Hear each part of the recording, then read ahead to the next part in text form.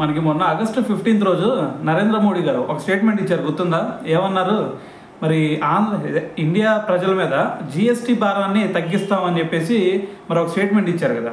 అయితే మరి దీంట్లో భాగంగా మరి జిఎస్టీ చేంజెస్ ఏవైతే ఉన్నాయో సో మరి దీని గురించి త్వరలో అప్డేట్ ఇస్తారు. సో అయితే దీనికి సంబంధించి మరి ఒక అంచనా అయితే వేయడం జరిగింది. అంటే మనకి 5% స్లాబ్, 18% స్లాబ్, 40% స్లాబ్ ఇలా ఉన్నాయి కదా. సో మరి ఈ రంగాల్లోకి మరి ఈ స్లాబుల్లోకి ఏవేవి వచ్చే ఛాన్స్ ఉంది అనే దాని మీద ఒక ఎస్టిమేషన్ అయితే వేయడం జరిగింది అనమాట. సో దీంట్లో భాగంగా చూస్తే 5% స్లాబ్లోకి వచ్చేసరికి మనకి టూత్ పేస్ట్, చిప్స్, దాని తర్వాత జాము, జెల్లీ, సో దాని తర్వాత ఇంకా వెన్న, నెయ్యి, సో ఇటువంటివి వచ్చే ఛాన్స్ అయితే కనిపిస్తూ ఉందన్నమాట. సో ఇంకో విషయం ఏంటంటే మరి మనకి 18% స్లాబ్లో కనుక ఒకసారి చూసుకుంటే సో దాంట్లో ఎలక్ట్రానిక్స్ డివైసెస్ ఏవైతే ఉన్నాయో మనకి టీవీ కానీ, ఏసీ కానీ, కూలర్ కానీ, సో వాషింగ్ మెషిన్ కానీ, సో ఇటువంటివి ఉన్నాయి కదా. సో మరి ఇవి వచ్చేసరికి ఈ 18% స్లాబ్లో ఉండే ఛాన్స్ కనిపిస్తుంది.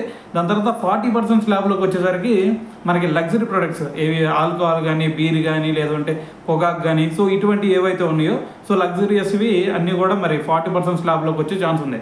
సో ఇంకా హెల్త్ ఇన్సూరెన్స్ కానీ, ఇంకా మిగతావి ఏవైతే విద్యకు సంబంధించినవి లేదంటే హెల్త్కి సంబంధించినవి వీటన్నిటి మీద కూడా మరి ట్యాక్స్ లేకుండా ఉండే ఛాన్స్ కనిపిస్తుందని చెప్పేసి సో ఈ ఎస్టిమేషన్ ద్వారా అయితే తెలుస్తూ ఉందన్నమాట.